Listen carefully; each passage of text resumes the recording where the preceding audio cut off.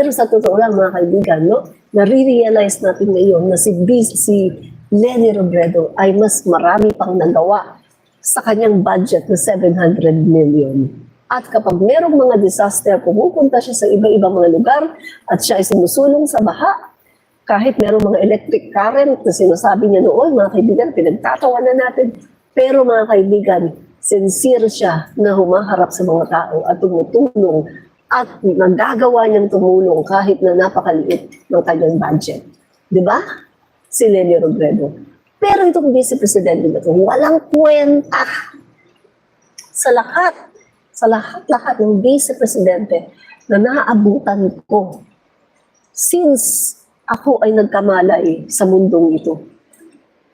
Vice Presidente ni President Marcos, sa panahon naman ni President Marcos, kumbaga, pag hinalal mo ang presidente, yung vice, kasunod na yon. Kumbaga, isang halal lang, no? Isang halal lang, one party, two-party system lang kasi noon eh. Dalawang partido, walang marami.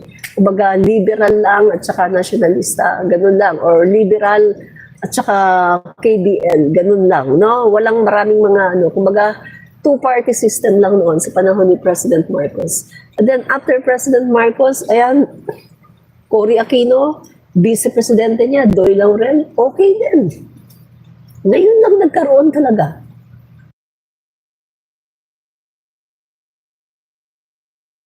Ngayon lang talaga nagkaroon ng Vice Presidente na walang kwenta. Grabe, no?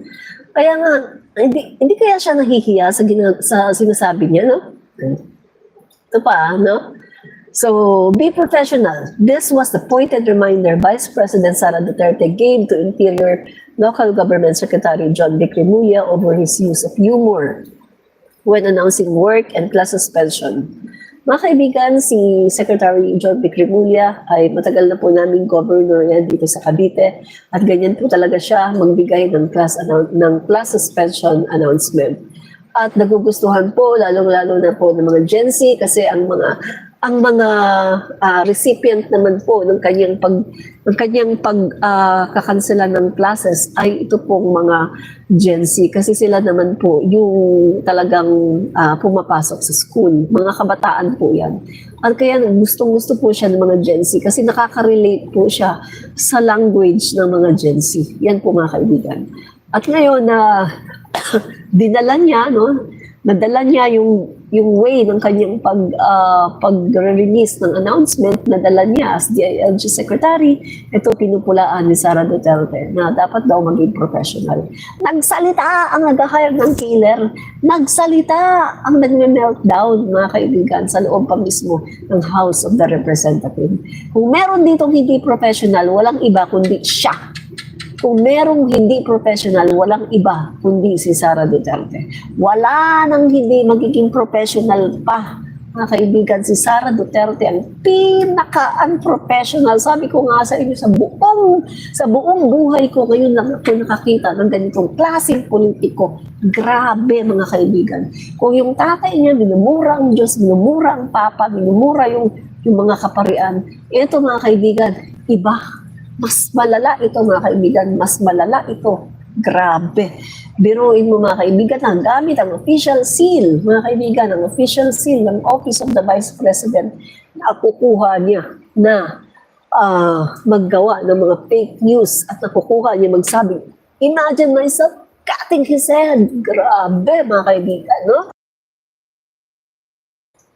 At doon din, mga kaibigan, sa mga press ko niya, gamit ang official page ng Office of the Vice President. Naka-uniforme pa ha, nandiyan pa official seal ha. Pagkatapos sasabihin na, sinabihan daw niya si Aimee, papahukay si Apulacay, pagkatapos papatapon sa West Philippine Sea. Nasaan dyan ang professionalism? Kaya mga kaibigan, itong si Sara Duterte, lahat talaga ng sinasabi niya, tumatama sa kanya 100 times, nagbubumirang sa kanya. Lahat ng mga sinasabi niya patungkol kay John Vic Remulla, na dapat daw maging professional, kesyo ganito, ganyan-ganyan. Mga kaibigan, ba't hindi na lang siya tumingin sa salamin at sabihan niya ang sarili niya na maging professional ka naman, Sara Duterte? Diba? Kasi Kung meron dito hindi professional, walang iba, kundi siya. No? Si Sara Duterte ang hindi professional. Yan ang totoo. No, mga kaibigan? Soledad, like father, like daughter. Correct. Tama po kayo, no? Like father, like daughter, no? Ganyan po talaga.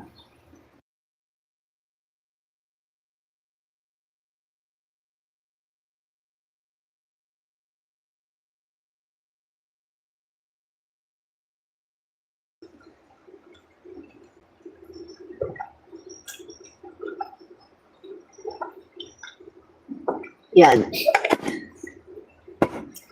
So, mga kaibigan,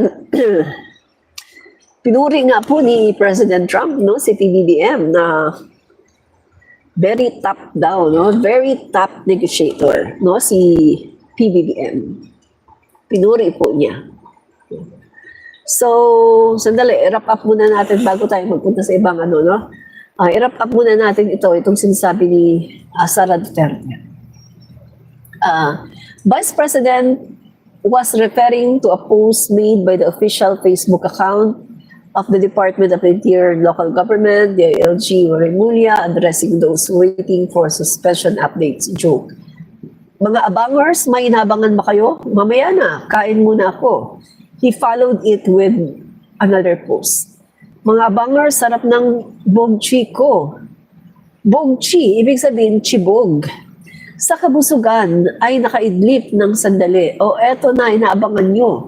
Remulla has since apologized in an interview with GMA's Unang Hirit, saying that humorous approach was not meant to diminish the seriousness of the situation but to lighten the mood of the public during bad weather. Tama naman siya eh. Nire-reach out niya na kumbaga, he speak the same language, no? With Gen Z. Kasi yung mga Gen Z, ganyan di ba sila, binabaliktad nila. Kita nyo si Isko Moreno, ganyan din eh. Kasi Gen Z din na ano yun si Isko eh. So, binabaliktad niya di ba? Chibog, bong. Marami pa eh, mga binabaliktad niya yung mga salita. Gen Z kasi ang ano niya, kumbaga, nagsususpend siya ng klase, ang umaabang sa kanya, mostly mga Gen Z, no? My God, hindi naman senior citizen ang mag-aabang sa kanya. Mostly Gen Z ang mag-aabang sa kanya kasi yung mga Gen Z or yung mga alpha, yun yung pumapasok sa school, di ba? So, is trying to speak in their own language, no? Yung kung ano yung language, kung ano yung lingwahe ng mga Gen Z, ay yun ang sinasalita niya para relate yung mga Gen Z. Sabi ko nga sa inyo, dito nga sa Cavite, no? Matagal na namin na governor yan, si John Vic Remulla, ay gustong-gusto yun ng mga Gen Z. At talagang inaabangan talaga siya. At talagang kahit na ako mismo, inaabangan ko din yan dahil yung anak ko nga, kapag gusto ko, maaga kong nakikita yung announcement ni Secretary John Vic, no? Maaga ko siyang inaabangan para malaman ko kung walang pasok para sasabihin ko na sa anak ko, anak, huwag ka na gumising ng maaga, matulog ka na lang, walang pasok, no? So inaabangan ko din yan at natutuwa din ako, no? Kapag nababasa ko yung mga post niya, natutuwa ako. Kumbaga, kahit na ganun yung sitwasyon na may bagyo, matutuwa ka kasi maganda merong humor.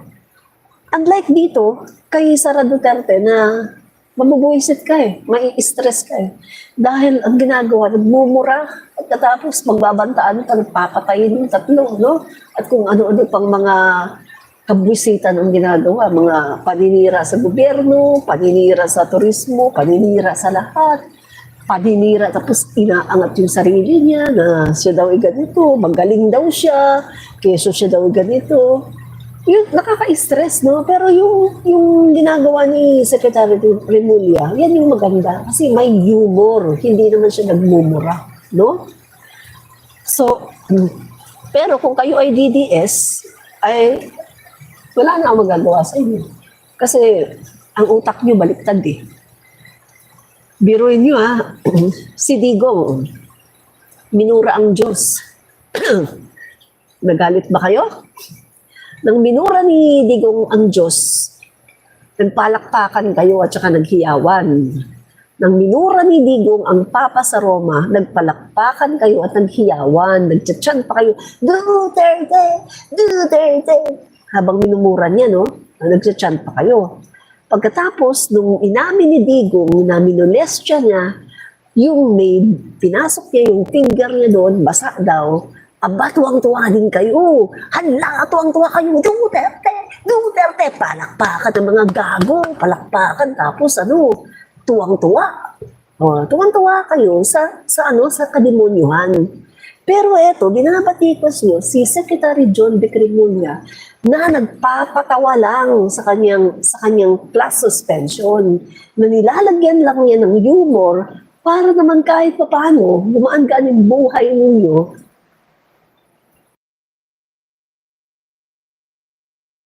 Para naman kahit paano gumaan-gaan ang buhay ninyo sa kabila ng bagyo. Pero galit kayo. Galit kayo. Pero pag si Duterte, yung inyong idol, nagmura at minura ang Papa at ang Diyos, tuwang-tuwa kayo. Duterte! Duterte! Tuwang-tuwa kayo, palakpakan. No? Mga demonyo kasi kayo, no? Yun ang katotohanan. Kayong mga DDS, mga demonyo kayo. Diba? Kaya tuwang-tuwa kayo sa ginagawa ni Digong na minumura niya ang Diyos at minumura niya ang Papa. Tuwang-tuwa kayo doon kasi kayo mga demonyo. Yun ang katotohanan. Diba? Pero eto masama na sa inyo to yung merong humor, yung nagpapatawa sa post, no? Si Secretary John Victorina, masama na sa inyo yan. Ang mabuti sa inyo, ang gusto nyo, yung mabuti para sa inyo, yung minumura ang Diyos at minumura ang Papa. At saka yung inaamin na manyakis daw siya, na yung daliri, pinasok niya dun sa ng babae. No? Minanyak niya. So tuwan-tuwa kayo dun. Ganyan kayo katanga, kabobo, kademonyo. Real talk tayo dito Sabi ko nga sa inyo, itong ating vlog, itong ating live, no hold bars ito. Walang sugar coating dito. Katotohanan lang tayo. Katotohanan lang tayo dito. Sabi niya, sinong Diyos ng Katoliko? Si Jesus. Hindi ka ba naniniwala na si Jesus ay Diyos? Si Jesus. Di ba sabi ba nga niya, si Jesus nagpapako sa krus. Kung ako ang Diyos, di ba? Kung siya daw ang Diyos, hindi daw niya gagawin yun. Sabi niya, nagpapako sa krus. Maniwala ka? Kung siya daw ang Diyos, hindi daw niya gagawin yun. Stupid God. Tapos sinabi pa niya, gumawa daw ng tao, perpekto si Eba't Adan. Pagkatapos, nung ng serpent na huwag kumain, pagkatapos kumain daw nung bunga. Pagkatapos, yun, dumating na daw yung pagkakasala, yun, namulat na sila pala yung hubad. Pagkatapos sabi niya, anong klase yan? Gumawa siya ng perfecto na pagkatapos sisirain niya. Stupido naman yun. Diba? Diyos ng kalangitan. Ang kanyang sinasabihan ng stupido. Pero tuwang-tuwa kayo. At kayo ay nagpapalakpakan. Diba? Palakpakan kayo. Kasi kayo ay mga demonyo. Yan ang katotohanan. Mga demonyo kayo. Pareho kayo ng tatay nyo. Minumura ang Diyos. Diba?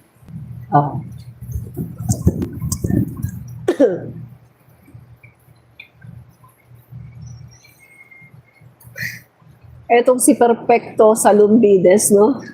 Alam mo, wag mo nang ipagtanggol ang tatay mo. Kasi may video Merong video.